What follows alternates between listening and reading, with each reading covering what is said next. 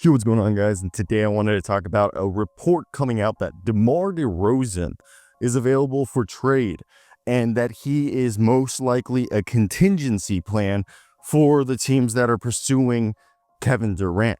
I would just like to say, hey, I think he might just be the cheaper option. If I'm a team like Miami and Kevin Durant or the Phoenix Suns don't like my offer, I'd just churn, maybe take off a little bit off the top, because you don't need to match as much salary. You could probably do a deal either dumping Terry Rozier and send in like Jaime Jaquez and whatever compensation in terms of draft sweetener to the Kings, and then maybe have Brooklyn send Jalen Wilson or Tyrese Martin to the Kings. I know this is just off the dome. DeMar DeRozan's making 24.5, and DeMar's still an effective player. We'll read the report. This is coming from Brian Windhorst. Specifically, the report about DeMar DeRozan being widely available. This year, DeMar DeRozan averaged 22 points, 4 rebounds, 4.5 assists a game with the Sacramento Kings, where he was signed and traded from the Chicago Bulls after spending 3 years in Chicago. This is a guy who plays like almost 80 games regularly. 77 games basically is the average. And his splits this year, again, had a better shooting year than he had previously in terms of his like just diet. He was really being a scorer, but again, 48% from the field, similar to the year before.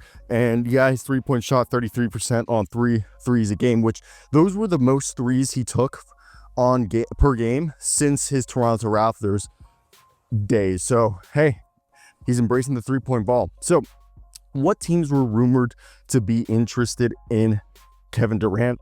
And the package that you would trade for Mr. DeMar DeRozan would be similar, maybe just a little bit less in compensation, that you would trade for a Mr. KD. So the Heat, Knicks, Rockets, Spurs, and the Timberwolves were all options. And right there, the Timberwolves is a little bit difficult. You would assume it'd have to be like a Julius Randle deal, like Julius Randle with Rob Dillingham, but I don't think he'd trade Rob Dillingham. Julius Randle, and they don't really have pick compensation to dole out like that. So to me, I think that's one hiccup the Timberwolves go with. Would the Spurs bring him back if they miss out? Bring back somebody that they previously had on the roster? I could see that. Maybe send like a Keldon Johnson with Jeremy Sohan, or Keldon Johnson, Blake Wisely, and Malachi Branham. That's like a possibility. That makes the money work. The Knicks, it would have to be like Mikal Bridges, or it could be Mitchell Robinson and like Deuce McBride, and then a bunch of other salaries, and you can still keep the team together. Like you can actually, I'm curious to see how many salaries you would have to stack together to do that. We'll do that in a second before we read what's coming from Marc Stein and the Stein line and Jake Fisher of the People's Insider, who's a part of the Stein line, that the Kings, who have no first round pick in the upcoming draft, have expressed confidence to agents that they could be picking somewhere in the 20s. DeRozan could also be an option for the teams that miss out on trading for the Kevin Durant sweepstakes, aka Rockets and Spurs, Timberwolves, Heat are all options. Now, the Heat's other option could be like Duncan Robinson and Jaime Jaquez. I really think if they're going to trade a young guy, it's Jaime Jaquez. He's the odd man out. They really like Nikola Jovic over there. So that's one thing to consider. Outside of that, look, the Kings, we already knew, were reportedly evaluating options for DeMar DeRozan, especially with him on that contract. And at this point, we mentioned it earlier, what would salary-wise a deal from, if the Knicks, I don't think the Knicks are in this, but we're just gonna, if they weren't gonna trade like a Mikal Bridges or a Josh Hart, it could be Mitchell Robinson packaged with Tyler Kolek, Pacome. Right there, those two is $5 million. You're at basically $18 million right there with those guys. Ariel would put you at 20, and PJ Tucker. Yeah, so you could literally do PJ Tucker, Ariel, and Pacome, Tyler Kolek, and Mitchell Robinson, and still keep Mikal Bridges, Josh Hart, Jalen Brunson, OG Anunoby, Karl-Anthony Towns, and get DeMar DeRozan. Now you would gut the bottom half of your team, but like it's still a possibility. We already said the Spurs how they would do it. The Rockets, theirs is a little different. It would be obviously Jock Landale would probably be a big part of that. You go Jock Landale. There's two ways. The easiest way to do this is Jock Landale, Jabari Smith, and Aaron Holiday. Now, another Reed Shepherd, Jock Landale, Aaron Holiday. And if you don't want to do, Reed Shepherd, Jabari Smith, you could do Aaron Holiday, Cam Whitmore, Nate Williams, right? Because Nate Williams still has that multi-year deal. Or did they cut him? Either, yeah, they still have Nate Williams. And so Aaron Holiday, Cam Whitmore, between those two, that's like 8.4 or 8.5. Then you throw on Jock Landale, that's 16. And they have technically the cap space and use some of the mid-level exception to eat the difference. And Nate Williams, is he still on that multi-year deal? Yeah. He's still on that multi-year deal. They signed him to it at the end of the season, I thought. Yeah, on March 2nd. So they could do Nate Williams as well. That's actually really not that bad for like the Rockets, of course. So I think honestly the Heat are the most likely landing spot, then maybe the Timberwolves. What do you guys think? Alrighty, so let's just go through this and talk about the pros and cons for each squad. Miami.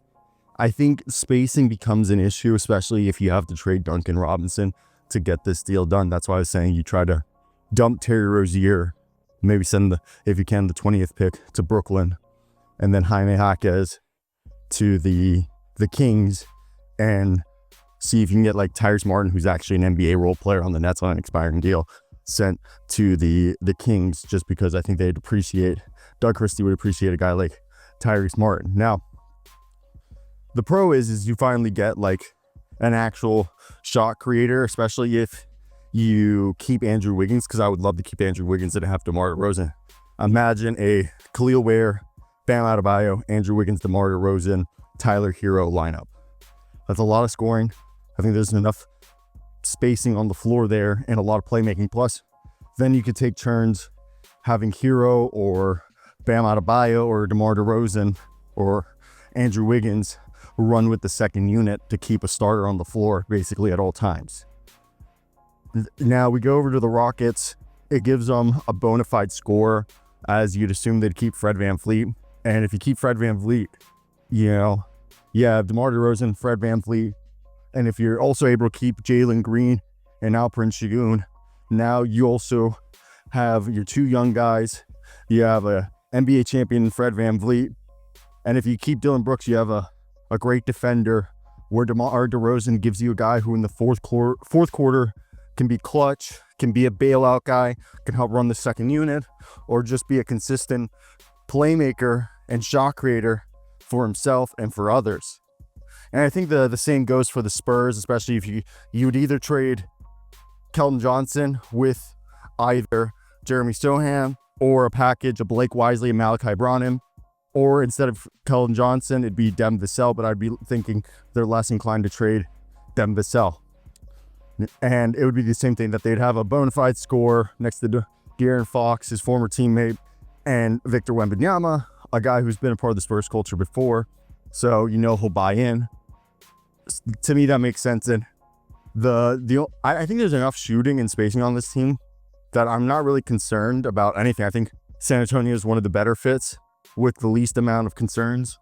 In New York, it does become a spacing, and like you have too many ball dominant players, especially if you do a deal for Mitchell Robinson and all those other contracts I mentioned, or you do a Mikal Bridges swap. You lose defense too. That's the other thing. Regardless of which deal you do, you lose defense. But if DeMar's starting or being your sixth man, you now have at least one starter or one starter caliber player who's going to be able to run the second unit and keep the scoring going whenever Karl-Anthony Towns and Jalen Brunson sit.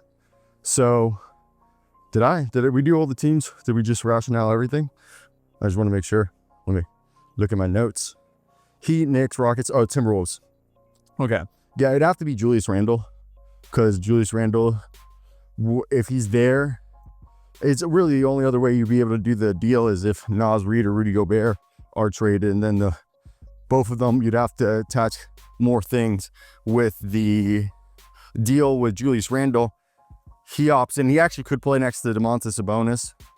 I mean, again, like I said, the only other one I could envision is maybe a Naz Reid.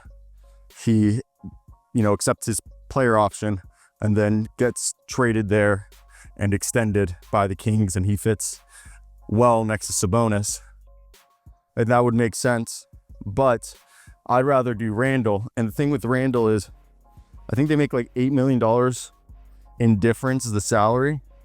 And Randle would also allow you to go small ball sometimes whenever Sabonis sits and gives you a different look. Now, defensively, you're still questionable with either Naz Reid or Julius Randle. And again, this would, unless they can figure out how to get the deal, if you're like the Timberwolves, to get the deal done using basically other contracts, which is like next to impossible. If I'm pulling up Hoops Hard salaries right now, because you need to get to 24. Naz is making 15, so even if you did Naz, you'd have to include like Mike Conley in there. And that's why I'm saying Julius Randle only makes $6 million more than DeMar DeRozan. So it's really just Julius Randle who you would do in this deal. For the Wolves, it makes sense because now you can go in, lean into this, spacing offense, and it gives you a way to have a Naz Reid, Rudy Gobert, Jaden McDaniels, Anthony Edwards, and DeMar DeRozan lineups, or really keep Naz Reid as the sixth man, DeMar DeRozan, Jaden McDaniels as the two forwards, shooting guard Anthony Edwards, point guard either Conley, Rob Dillingham, or Dante DiVincenzo. Now, because he's making $6 million more than DeMar, I would think that they would have to take on a salary that they could dump, which could be a Keon Ellis. Yeah, that's really the only salary I could see him really dumping, because they don't really have dumpable salaries. Now, they're only at 159, so they could eat the $6 million difference, which now you would have like Levine, Sabonis, Julius Randle, Malik Monk, Keegan Murray, Jonas Valanciunas, and Devin Carter, Terrence Davis, Keon Ellis, Isaac Jones as your core. It's not the best, but let me hear your thoughts.